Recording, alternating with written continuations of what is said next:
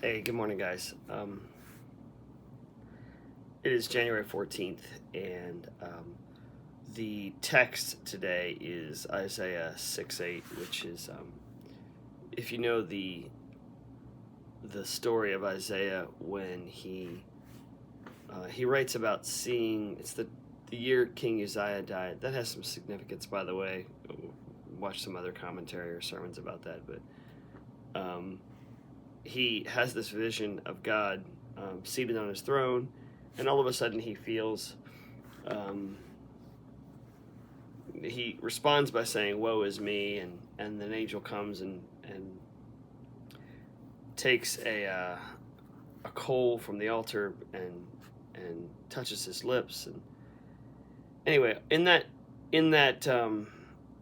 scene, Isaiah hears God say, "Whom shall I send, and who will go for us?" And that's the text today, Isaiah 6:8. And then Isaiah responds. And Chambers deals with this scene and says, or basically, he presents to us this notion that that wasn't a specific call to Isaiah until Isaiah responded, and even after maybe. But and Chambers says in the beginning here, the call of God is not for the special few; it is for everyone. Meaning, when God said, "Whom shall I send, and who will go for us?" He wasn't speaking to Isaiah specifically. He was asking more generally, and Isaiah was the one who responded.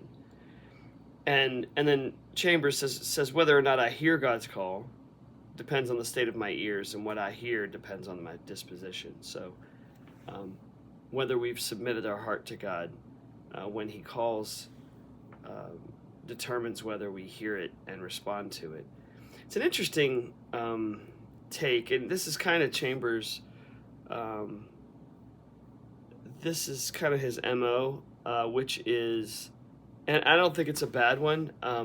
Some people would say it tends a little bit on the side of making us unimportant or even like a couple days ago, unworthy.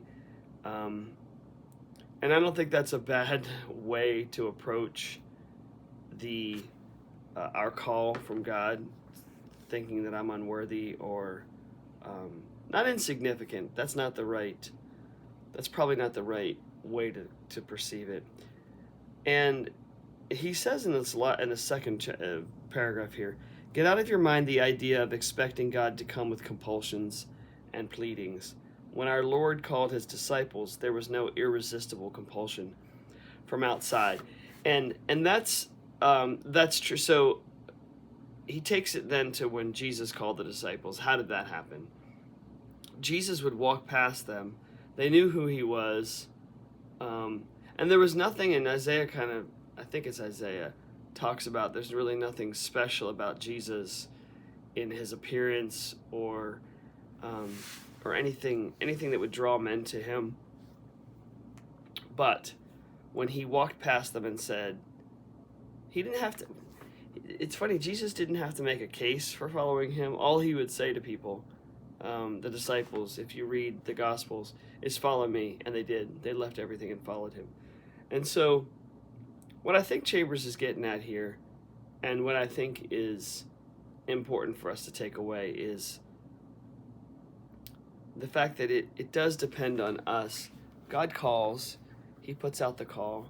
It depends on us to respond. But again, it's that relationship between us being able to respond because of the faith he gives us, and us actually making it an effort to respond. So again, it doesn't, as much as it relies on us to make the decision, it starts with him with giving us the ability to make the decision. But I think Chambers' point, and he makes it well here, is that it's up to us to respond, like Isaiah did. God makes the call, and we need to respond. So I hope that helps. I don't know if I confused it or made it any better today, but you guys have a good day.